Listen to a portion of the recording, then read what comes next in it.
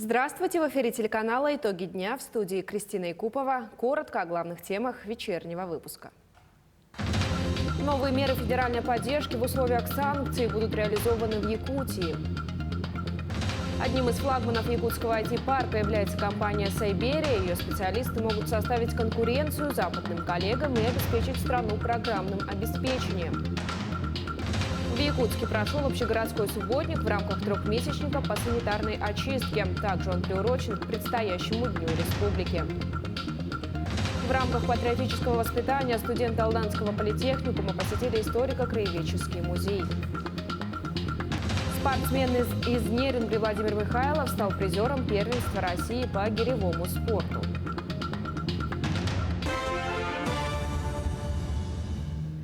Глава Якутии Сан Николаев сообщил о начале реализации в республике новых федеральных мер поддержки экономики и населения. Правительством Российской Федерации принят пакет мер, куда вошли 243 мероприятия. Так, в Якутии будут реализовано субсидирование процентной ставки по кредитам на реализацию инвестпроектов на Дальнем Востоке и в Арктике. Общий объем поддержки составил порядка 15 миллиардов рублей. При этом принятый план предусматривает не только финансовую поддержку сфер экономики, но и снижение административных барьеров для предприятий. Для арктических районов Якутии сформировали запас продовольствия до конца этого года. Об этом сообщил премьер республики Андрей Тарасенко. Продовольствие будет доставлено до арктических и труднодоступных районов в летнюю навигацию и продаваться в розницу по ценам уровня города Якутска и ниже. Сегодня из 3185 тонн продовольствия отгружено 3184 тонн, что составляет почти 100% от плана. До начала навигации прибудет весь объем республиканского запаса. Речь идет о социально значимых продовольственных товарах, включая муку, сахар, а также фрукты и овощи. Ну а развитие Северного морского пути даст мощный толчок в развитие всей арктической зоны Якутии. В конце февраля, когда против России стали массово вводиться санкции, правительство страны сделало большую ставку на IT-отрасль, специалисты которой могут составить конкуренцию западным коллегам и обеспечить страну программным обеспечением, не уступающим в качестве западным аналогам. Одним из лидеров IT-индустрии в Якутии является компания «Сайберия». Как разработчики справляются с санкциями, смотрите в материале Александра Хавренко. В 2016 году Афанасий Аргунов и Игорь Савин, программист и врач-радиолог, подготовили научный проект, который через несколько лет вырос в большую компанию одного из лидеров якутской IT-индустрии «Сайберия». Специалисты компании на базе искусственного интеллекта разработали программное обеспечение для облегчения работы врачей-рентгенологов. Продукт, который упрощает рутину, уменьшает процесс по времени, сокращает. То есть сейчас врачу-рентгенологу нужно примерно до 50 минут максимум для того, чтобы произвести разметку. Наш продукт с использованием компьютерного зрения и искусственного интеллекта позволяет сократить это время до 2-3 минут. Ну и, соответственно, врач-рентгенолог может заняться теми случаями, которыми ему нужно выделить время, более сложными.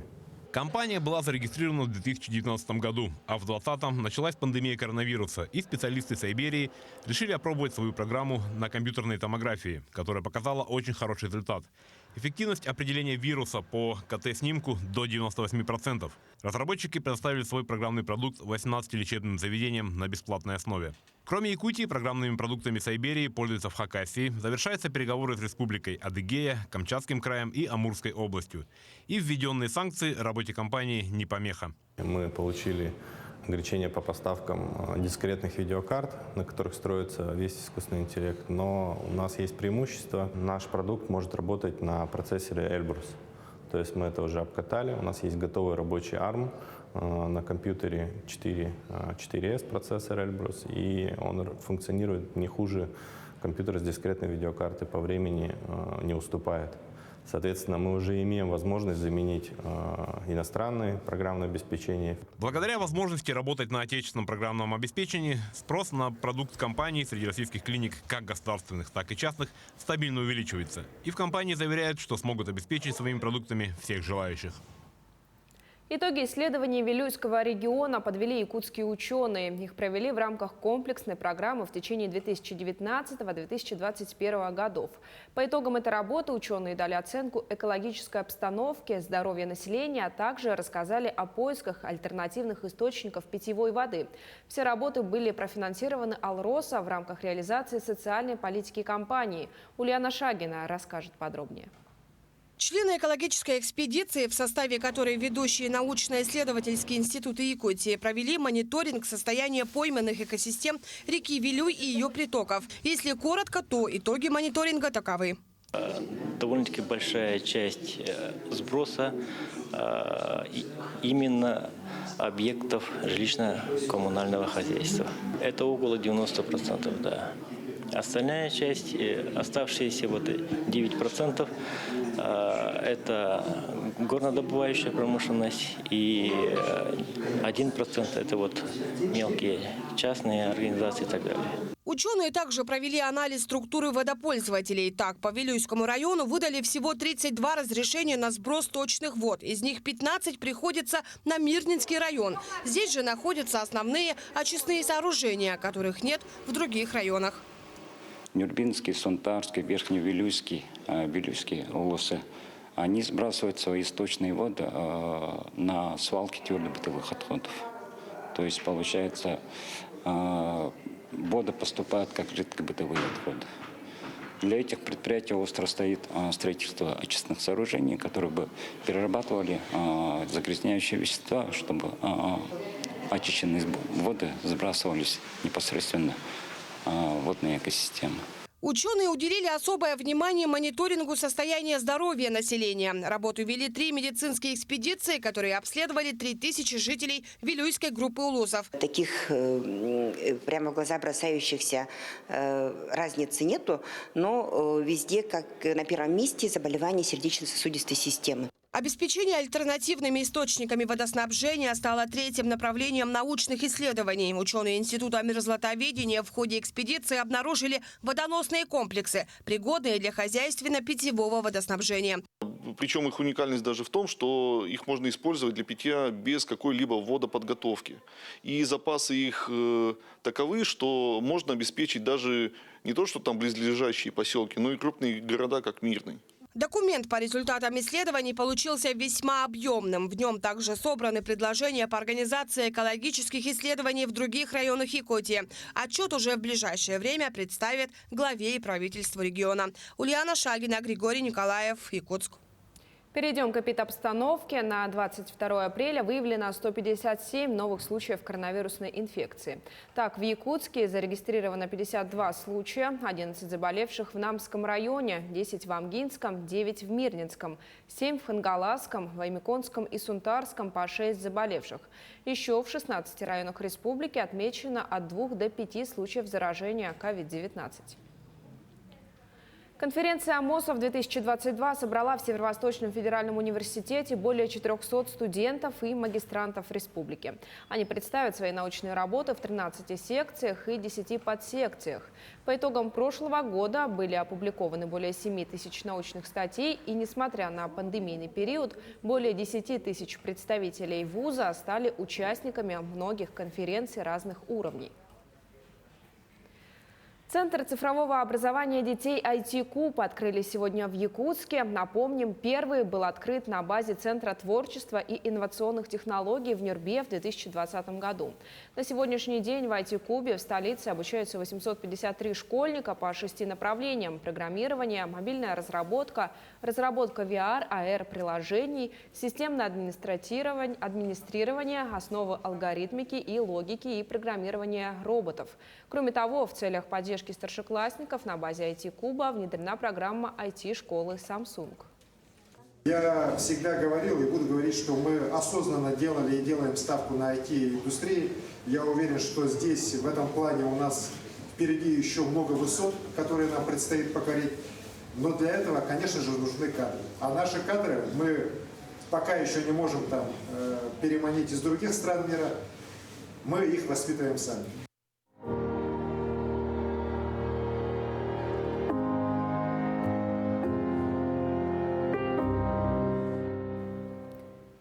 Несколько сотен мужчин станцевали осохой на Комсомольской площади, чтобы выразить поддержку Владимиру Путину и вооруженным силам России. К ним присоединился и глава республики Айсан Николаев. Отмечу, что это не первый мужской осохой, проведенный в Якутии. Так, в 2017 году, в День республики, на площади Ленина состоялся большой осохой, в котором приняли участие более 1000 мужчин.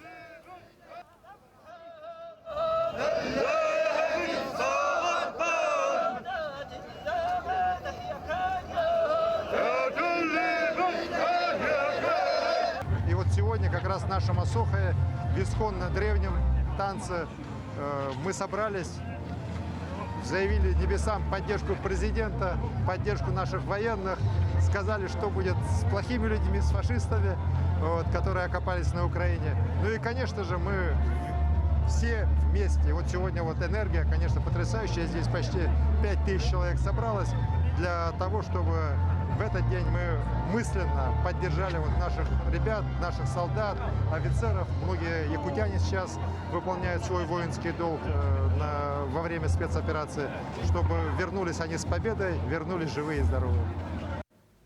Привести столицу в порядок и навести чистоту перед праздниками – такую задачу ставят перед собой участники ежегодного большого субботника, который проводится в Якутске. Из-за пандемии 2 года подряд субботники не проводились, и в 2022-м у горожан снова появилась возможность сделать свой вклад в чистоту и благоустройство столицы. Сегодня большой субботник «За чистый город» стартовал в Губинском округе. Уборка пройдет во всех 7 кварталах, которые относятся к городу. Это и образовательные учреждения, и медицинские, и социальные, и коммерческие структуры. Управа приглашает всех жителей завтра выйти во дворы и принять участие в общегородском субботнике. Мы по традиции в Губинском округе организовываем, сначала проводим на площади Победы общую такую встречу, так скажем, напутствие, и далее наши все организации принимают участие по очистке квартальных территорий. Сегодня у нас вышло более 50 организаций. Это учреждения всех форм собственности, это и частный бизнес, социальные учреждения, общественные организации, старшеклассники и студенты. Поэтому наша задача сегодня максимально привести в порядок ко Дню Республики, главным событием, которое мы ожидаем, это День Республики, 1 мая, 9 мая. Также сегодня в Якутске прошла ярмарка переработанного сырья. Мероприятие проводилось в рамках 13-й республиканской научно-практической конференции «Отходы в доходы» под эгидой 30-летия основания кафедры экологии. Участники ярмарки представили товары собственного производства из вторсырья. При этом главной целью было качество изделий. Кроме того, в рамках конференции прошли и другие мероприятия – научные сессии, мастер-классы и многое другое. Участие в этом году впервые приняли и местные экопредприниматели. В этом году тоже немножко интересно в том отношении, что мы пригласили тех, которые занимаются экотоварами, так называемыми, да, и они продают свои продукции. А завтра мы идем уже по традиции, опять же, на озеро Сайсары, чтобы субботник по очистке. Студенты Алданского политехникума сегодня посетили музей и побывали в кинотеатре. Культурно-массовые выходы организуются в рамках патриотического воспитания молодежи. В музее ребята ознакомились с документальной хроникой Великой Отечественной войны, а кинокартина была посвящена событиям в Сирии. Тему продолжит Татьяна Вахнина. Из Алданского района на фронт отправились почти 12 тысяч человек. 7 алданцев стали героями Советского Союза. Опаленные огнем и горем 41-45 годы вписаны в историю кровью народа. С просмотра документальной хроники началась экскурсия студентов 1 и 3 курсов Алданского политехникума в историко-краеведческий музей. Тема у нас посвящена патриотизму и 9 мая, Дню Победы. Сегодня они посмотрели фильм по героям Советского Союза, которые призывались из Алдана, и потом кто-то вернулся, кто-то не вернулся. Экскурсия в историко-краеведческий музей была организована в рамках патриотического воспитания. После просмотра фильма ребята посетили зал памяти. В фотографиях земляков, участников войны, письмах с фронта, в предметах быта и миниатюрах орудий словно покоится память о великой трагедии огромной страны. преподаватели истории, они дают в полном объеме ту информацию, ту историю, которая была посвящена России. И тем подвигам, которые у нас совершили наши деды и бабушки. А мы уже как дополнительное образование, дополнительный объем даем им. Патриотическое воспитание ведется по разным направлениям. В настоящее время организуются массовые выходы студентов в кинотеатр. С картиной, отражающей события в Сирии, сегодня ознакомились первокурсники. Сеанс предварила небольшая лекция, подготовленная сотрудниками библиотеки имени Некрасова. Это обязательно должно быть, потому что у нас в последнее время как-то это все дело потерялось. И поэтому патриотическое воспитание уходит на второй план. А вот в связи с нынешними событиями на Украине, видите, как это необходимо на данном этапе. Поэтому я, в общем-то, обеими руками за. В рамках патриотического воспитания педагоги образовательных учреждений тесно взаимодействуют с учреждениями культуры. Работа ведется в течение года. Татьяна Вахнина, Алдан. Фотовыставка «Земля Дерсу» открылась в Северо-Восточном федеральном университете. В экспозиции представлены титулованные и новые для широкой публики работы рано ушедшего из жизни ученого-зоолога Александра Кривошапкина. Он умел раскрыть любой живой организм во всей его красе, будь это маленький невзрачный зверек или растение. Память об Александре Кривошапкине и его творчество всегда будут внутри нас, отметил ректор СВФУ Анатолий Николаев. За время трудовой деятельности Александр Кривошапкин плотно занимался наукой, изучал морфологию и экологию диких копытных Якутии, участвовал в авиаучетах численности животных, вел занятия по зоологии позвоночных, систематике животных, биологии промысловых животных республики. Нерюнгринец Владимир Михайлов завоевал 2 медали – серебро в двоеборье и бронзу в длинном цикле на первенстве России по гиревому спорту. Соревнования среди ветеранов состоялись в Нижегородской области. Участие приняли 260 спортсменов из 42 регионов. Среди них сборная Якутии из 6 человек. С гиревиком ветераном встретилась Ирина Кичигина. Гиревым спортом Владимир Семенович занимается более 20 лет. За это время был неоднократным чемпионом и призером игр Манчары, спортивных игр, республиканских и всероссийских чемпионатов и первенств и стал бронзовым призером первенства мира среди ветеранов. Сейчас он с легкостью рвет гирю 24 килограмма около 200 раз и 160 раз выполняет толчок. До того, как прийти в гиревой спорт, пробовал себя в национальной борьбе хапсагай и масс-рестлинге. Ну, это как бы для меня не сильно пошло. Я увидел, как пацаны молодые, маленькие поднимают гири 32 килограмма, и мне это зажглось. Я подошел, не смог их поднять. Я думаю, а как поднимают-то они? Вот после этого у меня и пошло вот занятие спортом, вот эти гиревые. Интерес пошел. Когда в 2011 году Владимир Михайлов приехал в Нерюнгри, то в течение года смог подготовить спортсменов к играм Манчары, которые показали высокие результаты. Уже тогда стало понятно, что его опыт и профессионализм необходимы району для дальнейшего развития гиревого спорта. Тренером надо родиться. Не каждый может быть тренером. А у этого такое вот чутье правильное, он видит, что спортсмену, каждому из спортсменов, одному там надо ОФПшки больше дать, другому там специальной физической подготовки, и плюс еще корректировка самой техники выполнения этих элементов. Чтобы в этом направлении развиваться более активно, в Нерюнгри необходимо иметь отделение по гиревому спорту, где будет полноценная ставка тренера. Сейчас этот вопрос на стадии решения. А Владимир Михайлов в любой момент готов взять на себя ответственность за воспитание новых чемпионов. Ирина Кичигина, Захар Головин, Нерюнгри. Открытие выставки иркутского коллекционера Александра Спешилова состоялось во Владивостоке в Приморской государственной картинной галерее в преддверии праздника Святой Пасхи. Представлена уникальная коллекция пасхальных яиц, изготовленных русскими, еврейскими и китайскими мастерами в период с 1830 по 1930 годы. Широкий временной диапазон определил разнообразие материалов и техник исполнения, сюжетов и композиций. Многие в свое время были выполнены в единичных экземплярах, никогда не тиражировались и являются несомненной культурной, исторической и антикварной ценностью. Среди 60 экспонатов, представленных из зала сейфа, особое место занимают яйца, которые изготавливал императорский фарфоровый завод. Эти вещи принадлежали членам царской семьи. Одно из пасхальных яиц было великой княгини Ольги Александровны и Николая I. Эти яйца были сделаны в период 1830 по 1856 годы. И до сих пор сохранилась подлинная шелковая ленточка. Над росписью каждого яйца мастер тратил, смотрите, от 2 до 6 месяцев.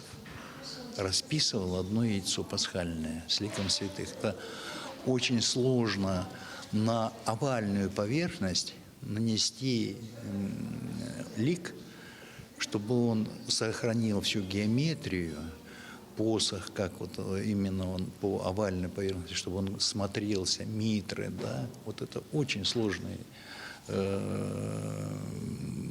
скажем так, прикладное, да, вот это вот искусство, очень сложно.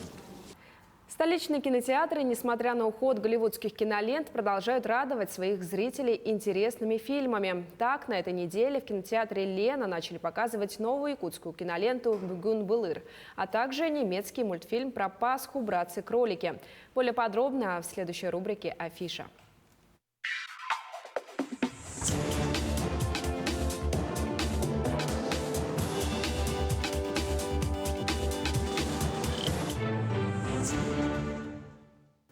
Сегодня кинотеатр «Лена» покажет сразу 5 премьерных кинолент. В основе картины «Первый Оскар» режиссера Сергея Макритского легла реальная история съемок 1941 года уникального документального фильма «Разгром немецких войск под Москвой».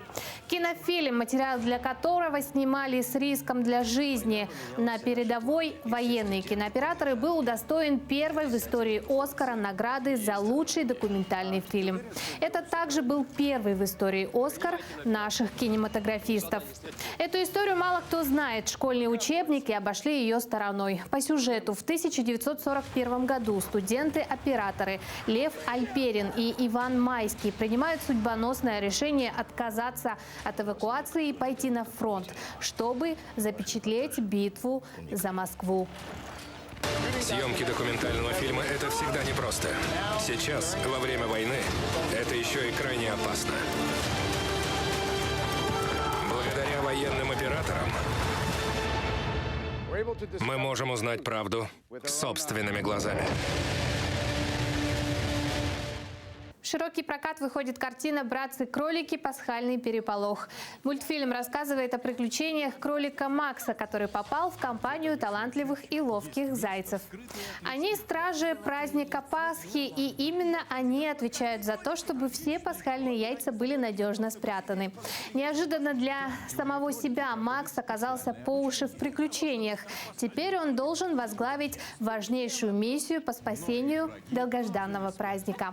Возможно, лису и кролику придется объединиться, чтобы спасти Пасху. Вместе. Вместе. Так бы тебя и расцеловала. Братцы-кролики. Пасхальный переполох. А любителей фэнтези кинотеатр «Лена» приглашает на премьеру ленты «Отчаянные мстители». Каждому из 4 артистов маленького бродячего цирка достался от природы особый дар. Суперспособность, которая является их силой и проклятием одновременно. Когда в их жизни врывается война, этой 4 приходится искать новое место для выступлений. Они пока не знают, что кое-кто уже имеет виды на них и их суперспособности, чтобы осуществить свой план и изменить судьбу всего мира. Особенная девочка.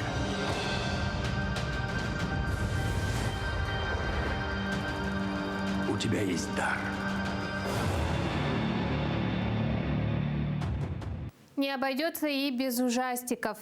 Триллер «Слэпфейс» расскажет о Лукасе, который после смерти своей матери вынужден поселиться со старшим братом в старом доме в глуши. Друзей у мальчика нет, если не считать компании девчонок, которые над ним откровенно издеваются. С братом отношения тоже не ладятся, и Лукас много времени проводит в окрестном лесу в одиночестве. Там он в итоге и встречается с местным монстром. Между двумя изгоями складывается странная дружба. Однако, когда в городке начинают происходить жуткие события, Лукас понимает, что должен остановить чудовище. Она не ест плохих детей. Она с ними дружит.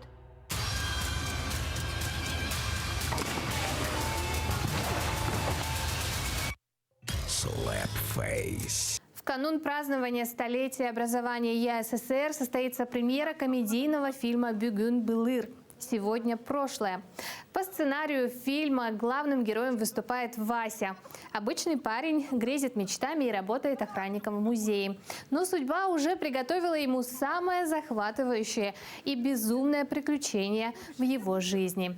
По словам авторов, дата выбрана не случайно, поскольку основные мысли, которые хотят донести создатели фильма, это объединение народа Саха, уважение к своим предкам и любовь к родному языку.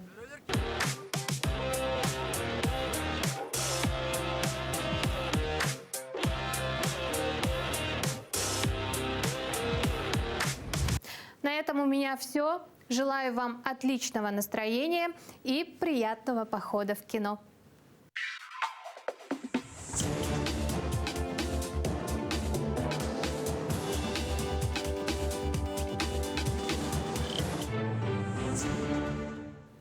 Наши корреспонденты продолжают следить за развитием событий. Оставайтесь с нами, не переключайтесь.